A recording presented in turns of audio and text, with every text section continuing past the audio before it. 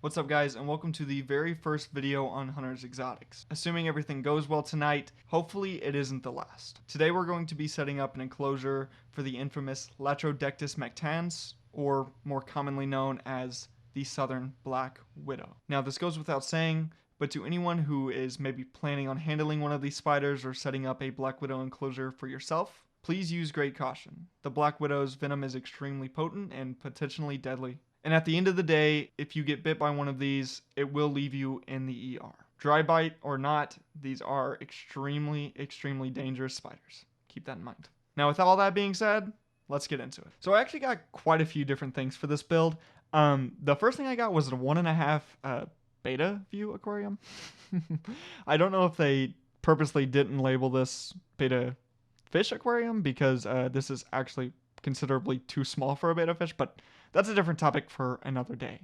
I simply got this because it's more than enough space for this Black Widow, and also it comes with a little lighting strip, which I really like, so that way I don't have to worry about lighting. With that being said, the Black Widow actually prefers dim and dark spaces. Depending on where they're at and where they're found in the world, sometimes they can be in temperate grasslands, sometimes they can be in humid forests. It really just depends. Of course, the person I shipped this from. Guys, I'm pretty sure the Black Widow just came in. Is this seriously what I shipped it to? I think so. Oh my god, it's actually in here. Just kidding, of course. I actually found this one in a nest full of hundreds of babies. Look at all of these babies. Do you see them all? It's kind of crazy. Another thing you really don't have to worry about is the humidity. Generally speaking, humidity is pretty just much what your house sits at with these guys. They're actually very hardy creatures. Despite all the information you hear about them and even their venomous tendencies, they actually are, generally speaking, a very easy spider to take care of. But anyways, let's go ahead and open this. Here's that LED strip I was talking about. It looks to be more than enough light for what I'm going to use it for. You might also notice a very big problem with this, and that's the fact that it's got a hole in it. How am I going to keep the spider in? Well, I think I have a solution for that we're definitely going to try out in this video. If it doesn't hold up, then I might have a Black Widow running loose inside my house. I hope not.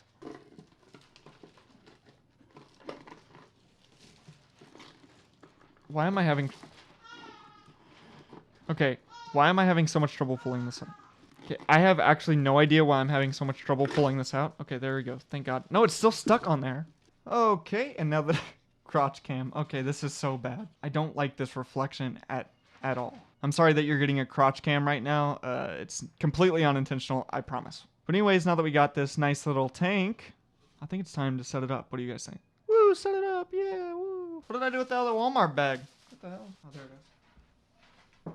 So, by the way, this goes without saying, but there's not a ton of care guides out there for Black Widows. This is not a very common pet. However, with that being said, I do plan on trying to give it the best life I possibly can. Females can generally live up to a year, if not a little bit longer, with certain circumstances. One of the biggest, of course, being food supply, temperature, and all of that. This spider has a better life being in here than out in the wild, getting eaten or, in this case, killed by my dad's spray that he's trying to spray. Maybe not as good as in the wild, but of course, it's not going to be killed, so nice. So simply just for some contrast, I'm going to go ahead and throw in these white rocks. Of course, you're really not going to have to worry about them impacting themselves on one of these rocks, eating one of the small ones, because, well, it's not really possible. So I'm going to go ahead and dump these in and just see how it looks. They are so dusty. What did I get?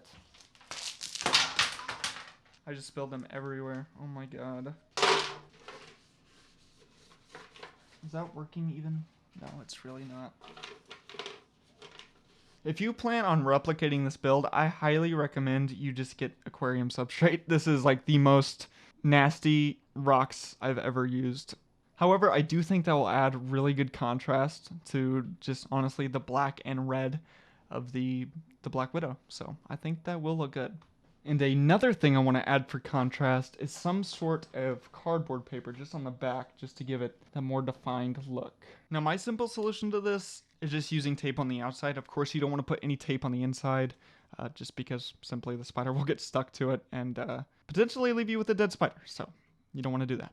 And I'm also not really caring what this will look like from the back since it'll be against my wall anyway. But with that being said, I want the least amount of visible tape possible. I think I better do a couple more. Okay, not bad, not bad. I kind of like the way that that turned out. Pretty simple, pretty elegant, pretty nice. Of course, you still see plenty of this gravel dust, which is okay. As you can see, there are plenty of crevices in the rocks for the spider if it ever does decide to make a part of its nest underground. However, generally speaking, they do make a regular shaped nest above ground, at least in some situations. In this case, I think it will. However, only time will tell. But the idea of this enclosure is that I give it as much contrast as possible to the spider itself, so that way I can see it and kind of monitor it at all times. With that being said, though, I am adding a hide. I just think this is cool. It's kind of fitting, and I really like it.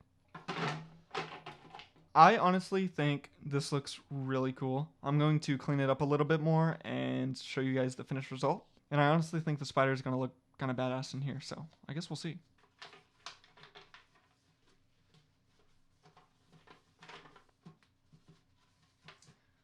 Oh god, I left a very big streak of this dust in here.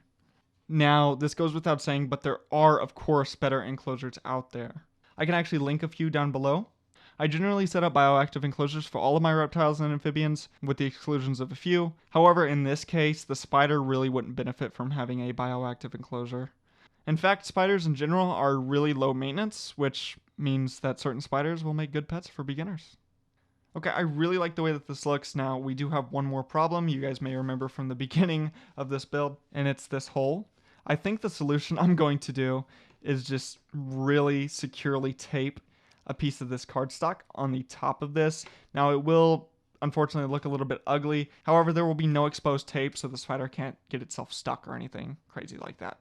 I do also see the possibility of the spider getting up here and, like, you know, completely taking over this. Maybe even this little area in between the lights and the top. But that's okay. You know, whatever provides the most comfort for the spider.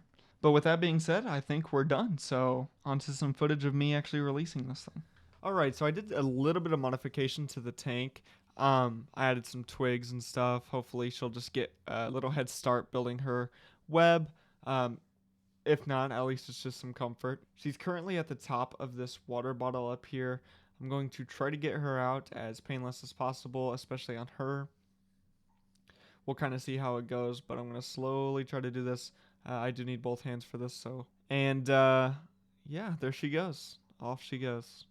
What a beautiful spider. Hopefully that was caught on camera. That was pretty painless. Honestly, not so bad. Heck yeah. So it's actually been around 24 hours since I recorded the last part of that video. The spider hasn't really moved any. She's still kind of staying in her hide doing her thing. But I did get this footage before I put her in. So there's that. And also, here's a little clip of a video that I took just now while I was editing this video. Just kind of showing where she's at. She's still doing good in there. And don't forget to drop a name suggestion down below. That would be much appreciated. This little girl needs a name, I would think. I also forgot to mention this in the beginning of the video, but if you plan on keeping one of these, please contact your local conservation department to double check the legality of everything. In my state, they are completely legal, and I can actually have up to 5 if I wanted to. Thank you for tuning in to the very first video on Hunters Exotics. If you guys want to see more videos like this in the future, please don't forget to like, comment, and subscribe, do all that stuff, because it really helps the channel out.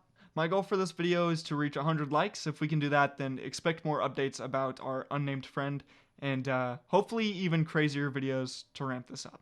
Don't forget to leave suggestions down below of some videos you'd also like to see from me, and thank you for watching. See you guys next time.